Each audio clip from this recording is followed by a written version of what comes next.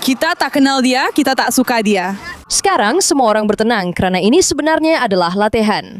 Kami berada di sebuah hutan di tengah Israel yang dipanggil Ben Shemen, dan kami di sini bersama United Hatzalah.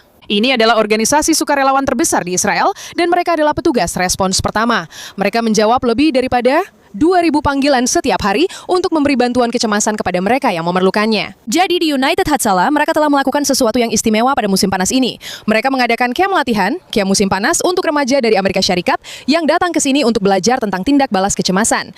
Mereka belajar CPR, mereka belajar cara menggunakan defibrillator. Jadi hari ini kami menghadiri satu serangan pengganas besar-besaran yang dilakukan oleh United Hatzalah untuk melihat apa yang telah dipelajari oleh anak-anak ini sepanjang musim panas, supaya mereka boleh membawa pulang kemahiran ini ke rumah masing-masing. Ini adalah bahagian yang sangat penting dalam latihan, di mana mereka belajar semua jenis kecemasan dan trauma di dalam kelas. Sekarang mereka mempraktekkan apa yang telah mereka pelajari. Malam ini adalah simulasi latihan MCI seperti yang anda boleh lihat, di mana mereka belajar cara untuk menilai dan mengutamakan pesakit, melakukan rawatan awal, menilai dan mengutamakan pesakit, serta memindahkan pesakit ke kawasan rawatan, memastikan mereka yang cedera parah dirawat dan dihantar terlebih dahulu. Dan bagaimana prestasi mereka? Setakat ini mereka melakukannya dengan sangat baik. Setakat ini semuanya berjalan lancar. Jadi awal salah seorang pengajar, sejauh mana pentingnya anak-anak ini mempelajari kemahiran ini? Saya rasa ia sangat penting untuk sesiapa sahaja di mana-mana sahaja di dunia untuk menjadi orang pertama yang memberi bantuan dan menyelamatkan nyawa.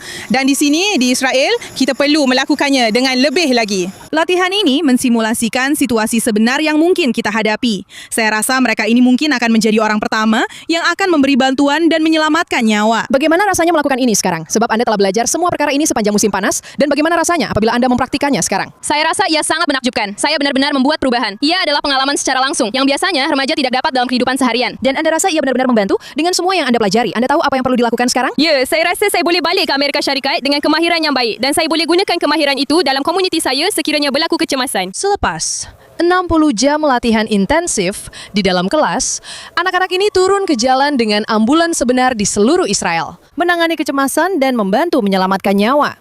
Ini adalah program musim panas yang luar biasa, di mana kami bekerja sama dengan NCSY dan United Hatzalah bersama Light Legacy Heroes kami. Remaja-remaja ini datang semasa cuti musim panas untuk menjalani latihan di dalam kelas selama seminggu setengah. Mereka mengikuti kursus EMR, di mana mereka belajar tentang pelbagai jenis kecemasan perubatan dan trauma, serta cara merawat pelbagai jenis pesakit. Hari ini adalah kemuncak dengan latihan MCI, di mana kami mempunyai kira-kira 50 pesakit simulasi, dan remaja-remaja ini menjadi penyedia rawatan. Ia adalah program yang kami jalankan bersama United Hatzalah, rakan kerjasama yang hebat, di mana remaja-remaja dapat benar-benar mendalami apa maksud menjadi petugas kecemasan di Israel. Adakah mereka juga berpeluang untuk melancong dan melawat? Sudah tentu.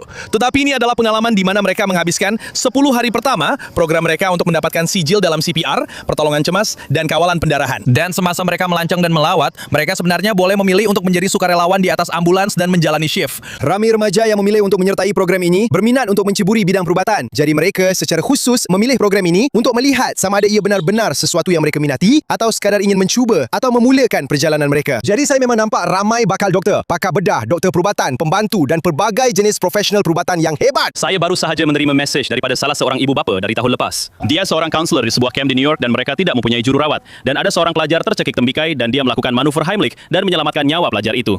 Itulah yang dilakukan oleh anak-anak ini. Mereka pulang dan mereka mengubah dunia. Ia memang sukar dipercayai. Ia benar-benar mengubah hidup saya. Ia sangat menakjubkan.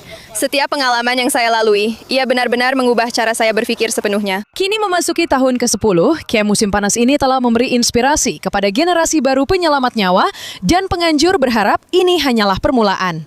Saya selalu fikir ia tak boleh jadi lebih baik, tapi entah bagaimana setiap tahun ia jadi lebih baik, lebih luar biasa, lebih hebat, dan kami sentiasa berusaha untuk berkembang, menjadi lebih besar dan kuat, dan saya percaya itulah arah yang kami tuju. Dan saya pasti kamu semua akan terus melakukan perkara-perkara yang luar biasa. Ini ialah Hanya permulaan. perjalanan ini.